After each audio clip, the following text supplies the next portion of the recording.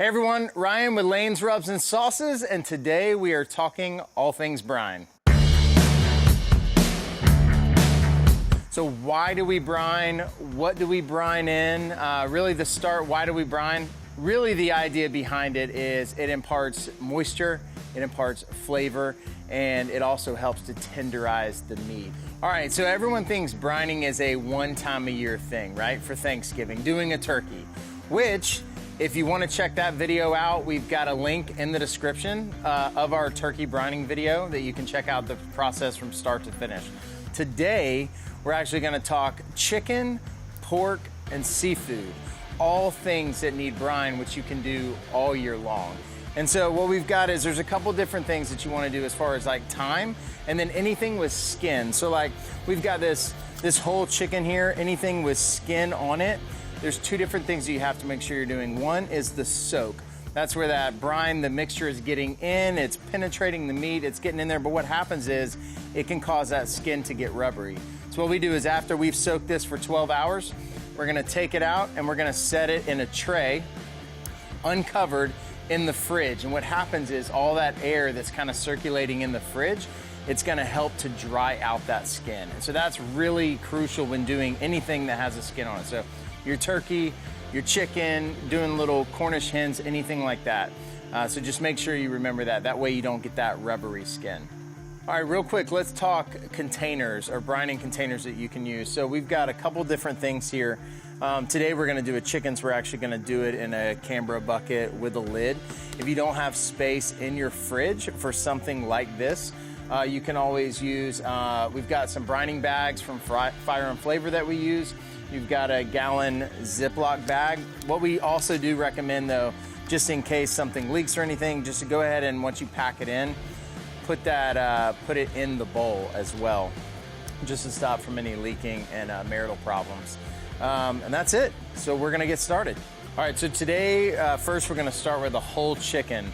We're gonna use our signature brine. So we're gonna take a half a cup of the brine. The beauty of this too is you don't have to heat it up. And then about a half a gallon of water. I'll simply just stir, and then we're gonna submerge the chicken. You just wanna make sure with the chicken too that you get it where you're filling that cavity so it stays down. So you could add a plate or something on top, but a lot of times it'll just stay down in there. We're gonna keep this in for 12 hours in the refrigerator, and then what we're gonna do is we're gonna pull it out, let it sit on a drying rack in the fridge for about 12 hours as well, just to get that skin nice and dry. And that's it, it's time to cook.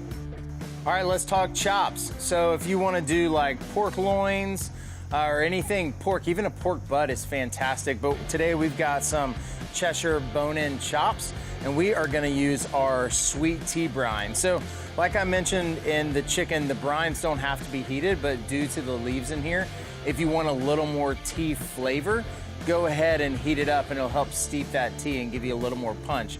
But as far as the effectiveness of the brine, you can simply add it to the water like we did with the other one, stir it up and soak the chops. With these, we're gonna wanna go just really like 5-6 hours is great, and then you don't have to dry them out. So it's something you can even do in the morning, and then when you get home from work, just pull them out of the brine, go ahead and season them up and go. All right, we're even gonna brine some seafood today. So we've got some beautiful Georgia Gulf shrimp here with us. Why shrimp? They're tiny, they're actually come from saltwater anyways, but most people love to overcook shrimp. So this is just a way to keep some moisture and some flavor in there. So we're actually gonna only brine these for about 30 minutes to an hour, and then you don't even need to air dry them too, since there is no skin on there.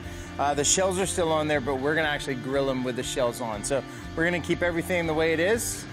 Happy grilling. I know you saw those pork chops we brined earlier. Make sure you check out the video that's out. We're gonna season them up with our apple pie and get those grilled. So once again, we just really appreciate it, and don't forget, keep experimenting. Hey guys, don't forget too, if you like what we're putting out, make sure to like, comment, and subscribe on it. We absolutely love the feedback.